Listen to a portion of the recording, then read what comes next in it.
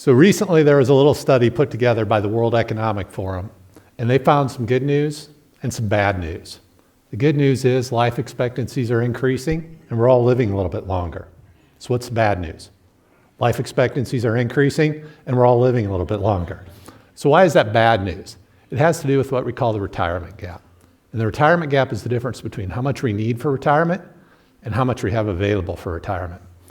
And in 2015, the World Economic Forum estimated that the retirement gap in the US was about $28 trillion. Based on the population at that time, that works out to a little under $90,000 for every man, woman, and child in the United States. Now, not only is that number large, but it's global and it's growing. So that by 2050, the World Economic Forum estimates that the global retirement gap will hit $400 trillion. The US alone will account for $137 trillion of that amount. Based on population forecasts for 2050, that works out to a little over $300,000 per person in the United States. So why do we have a retirement gap? The answer is twofold. One, we're not saving enough, and two, our retirement safety net, Social Security, is facing challenges. So if we look at the personal savings rate in the fourth quarter of 2017, it was a mere 2.4%. That's the third lowest on record since the 1950s, according to the Federal Reserve. And because of that, we have people getting close to retirement without enough money saved in their retirement accounts. So in 2013, the average family with the head of household in the 55 to 64 age group bracket had just over $100,000 saved for retirement. That's not nearly enough to last through a potentially 25-plus year retirement window. Unfortunately, this chart actually overstates how well prepared we are, because this is looking at families with retirement accounts. And about 40% of the population in the US does not have retirement accounts. When we factor that in, the average family with the head of household in that 55 to 64 age group bracket, those closest to retirement, they have less than 1 year's income available for retirement. Not only that, but our retirement safety net, Social Security, is facing challenges. Specifically, the retirement trust fund is expected to be depleted by 2035. At that point, Social Security is going to be bringing in enough income to pay about 77% of the promised benefits. So what can we do about this? One thing is to start saving earlier. If we take two hypothetical individuals, let's call them Tom and Jerry. Tom is going to start saving at age 23. He wants to retire at 62, so he's got 39 years to go until retirement. He's going to save $200 per month, and he anticipates he'll earn about an 8% rate of return. Jerry, on the other hand, he's got some other things going on. He's got some debts to pay down first. He's probably not going to get started until he's closer to 35. At that point, he'll have 27 years until retirement. He's not too worried. He says, hey, Tom's only got 50% more time than I do, so if I save 50% more, I'll catch up, right? Wrong. Jerry needs to save $563 a month, almost 3 times as much, to catch up with Tom at retirement at age 62. So if starting to save early is so powerful, why don't more of us do it? The answer is because it's difficult to save when our incomes are low and expenses are high. And young people today typically do not have high incomes. They also face higher expenses. A lot of college graduates graduate with a significant amount of student loans. Younger people tend to be starting families, buying houses. All those expenses start to add up. Also, saving early can look like a fool's game early on. And what I mean by that is compounding interest has kind of a snowball effect. It starts out very slow and really builds power over time. So if we look at Tom over his first 10 years, he's saving $200 a month. After that 10 years, he'll have contributed $24,000 to his retirement fund. And he's going to earn about $12,600 in investment income over that time. Compare that to his last 4 months. In his last 4 months, he'll put away another $800, but earn about $15,000 in retirement income. So if you look up this chart back here, you can see that first 10 years, the yellow bar is how much Tom is contributing. The blue bar is how much he has after that 10 years. The end here, yellow bar is still contribution. Blue bar is how much we have, and that red bar is all the investment income. So early on, it can get very frustrating to save for retirement because it doesn't look like anything's happening. If you stick to it, it makes a difference over time. Another challenge we face is that markets are smarter than we are. If you look at professional mutual fund managers, these people are intelligent, they're well educated, they have lots of resources at their disposal, and their job is to find attractive investment opportunities. If anybody can outperform the market, it should be these guys. So how well do they do? The answer is not very well. Professional mutual fund managers over 3 to 5 year windows tend to underperform the market about 80% of the time. So if these professional mutual fund managers can't outperform the market, what does that mean for the rest of us? The answer is it's even worse. If you compare the performance of individuals investing in mutual funds to the mutual funds they're investing in, you'd expect those numbers to be pretty close. They're not. Mutual funds earn a staggering 3.5% a year higher returns than the individuals investing in those funds. How does that happen? Why does that make sense? The answer has to do with market timing. Investors tend to want to buy stocks when they're confident in those companies, they're confident in the economy, and unfortunately at that time, stock prices tend to be high.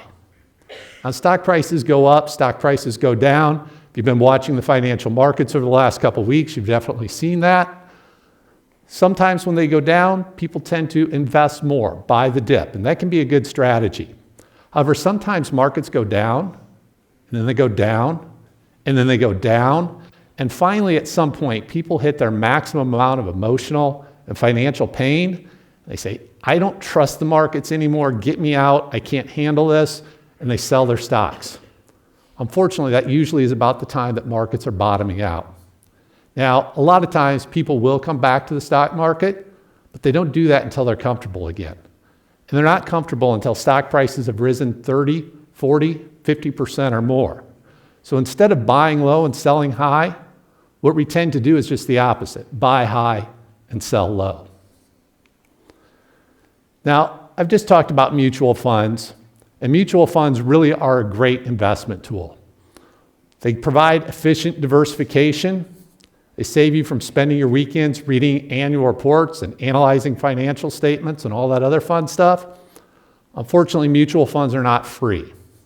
And the expenses associated with mutual funds are a primary reason why professional mutual fund managers underperform the market. The two major expenses faced by investors in mutual funds are an expense ratio and a load charge. An expense ratio is a small percentage of assets taken out on an annual basis designed to cover the fund's expenses and allow the fund to earn a profit. These expenses can range from as low as about 0.15% a year to over 1% a year. Typically at the low end, we're looking at passively managed index funds, and at the high end, we're looking at smaller actively managed funds. The other primary expense with mutual funds is called a load charge. And that's a sales commission charged up front every time you put new money into the mutual fund. Those can range from as low as 0%, what we call a no-load fund, all the way up to a little over 8%. Now, these expenses are not that dramatic on a year-to-year basis. However, over a 30 to 40-year window of saving for retirement, they can end up costing investors anywhere from $40,000 to over $350,000 of their retirement assets. How do you stay at that smaller end? Focus on those passively managed index funds. Remember, the professional mutual fund managers typically don't outperform the market, so there's no reason to pay for performance that you're not going to get. Now, another leakage to our investment returns is taxes. Every dollar that we pay in taxes is the dollar less that we have in our pocket at retirement. Fortunately, there are several tax-advantaged savings plans out there designed for retirement. One of the most popular is a 401k plan. 401k plans are offered through your employer, and they usually provide some sort of match, maybe 50% or 100%. The most common match right now is a one-to-one basis. For every dollar you contribute, your employer is going to match that with 1%. I mean, another dollar. Now, on these 401k plans, usually there's limits to how much of that match you can get. Maybe it's 5%, 6% of your income. Not every employer offers a 401k plan. However, individuals can also take advantage of tax-sheltered accounts called individual retirement accounts. They provide a lot of the same tax benefits, but you don't get that employer match. Now, there are two basic structures for individual retirement accounts and 401k plans. The first is what we call a traditional IRA or traditional 401k plan. They have a front-loaded tax benefit, which means you get a tax break when you make a contribution, and your money is going to compound tax-free while it's in that fund. So you're not paying taxes on interest income, dividend income, capital gains, and that's going to allow your money to grow faster. Unfortunately, once you retire and start taking money out of a traditional IRA or traditional 401k, the IRS is going to consider that at income, and they're going to tax that. The alternative is a Roth IRA. Roth IRAs and Roth 401k plans have a backloaded tax benefit. So you no longer get a tax break on your initial contribution. However, the money is still going to compound tax-free, so you're not losing money to taxes while it's in that fund. And then when you go to take money out in retirement, every dollar you take out is yours to keep. The IRS does not tax withdrawals from a Roth IRA or Roth 401k plan. Now, there are limits to how much you can contribute to these tax-sheltered plans. That's $5,500 for an IRA, $18,500 for a 401k plan per year. How powerful are these tax-sheltered plans? The answer is amazingly powerful. Your benefit is going to vary based on how much you save, how long you're saving, what rate of return you earn, what tax bracket you're in. There's lots of moving parts. However, in one hypothetical example of an individual with a 25-year retirement window, they were able to generate an extra $1,200 to over $2,500 a month in retirement income.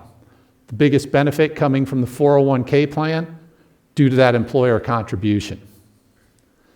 Now, while these plans are very powerful, unfortunately, not everybody has the opportunity to participate. According to the Bureau of Labor Statistics, only about 60% of people are covered by 401k plans by their employer, and only about 40% of people participate in these plans. Now, I've been talking about individual strategies. There are also a couple of systematic fixes we can make to try to reduce that retirement gap. One of those is education. A key measure of how well people make financial decisions is something called financial literacy. And there's a relatively short 6-question multiple-choice true-false quiz that has been given across the United States for a number of years to try to measure financial literacy. And the results are not encouraging. The national average is a little over 3 out of those 6 questions, 3.13 on average, correct. Now, I'm giving this talk in the state of Kansas. Kansans, you can take a little bit of pride in your performance. You outperform the national average, but you still only get 3.33 out of those 6 questions right. So if we can do a better job of creating financial education, that can help people make better decisions and reduce that retirement gap. Another thing that we can do to improve the situation are called behavioral nudges. There's a field of finance that looks at how people make psychological mistakes over and over again. And because we are aware of these psychological mistakes, we can design the system to reduce those. And those are called nudges. One of the problems with 401k plans is most of the time they're set up as an opt-in plan, which means when you get hired, in addition to meeting all your coworkers, meeting your boss, learning about all the benefits package, oh, by the way, take some time and fill out this 401k plan. Okay, there's so much going on. A lot of people are like, I'll get to that in a couple months. A couple months becomes a couple years, and before long, they've forgotten about the 401k plan. So a 2001 study said, what if we flip that around? Instead of having people opt in, let's have them opt out. We're going to automatically enroll people when they get hired. We're not going to force anybody to participate. If they want to get out, they can do that. So you can opt out. We're just going to set the default setting to have you automatically enrolled. Does that make a difference? The answer is yes. It increased participation rates from a little over 35% to about 85%, more than doubling the number of people participating in 401k plans. Another problem with 401k plans is people don't save enough. Saving rates are low. Reason, a lot of people start 401k plans when they're younger. We talked about the problems of saving while you're younger. And they say, you know what, I'll just put a little bit in now and then I'll increase that over time. Unfortunately, that doesn't happen. Usually they leave it where it is over a long period of time. So a 2004 study said, what if we get people to sign an agreement that we're going to automatically raise their saving rate over a fixed number of years? Will that make a difference? The answer again is yes, dramatically. It increased savings rates from about 3.5% to almost 14% over a matter of a few years. So these nudges can not only double participation rates, they can triple our savings rates. If we can institute these individual strategies and these systematic fixes, we can have people making better financial decisions, reduce the retirement gap, and have more people end up with a happy retirement. Thank you.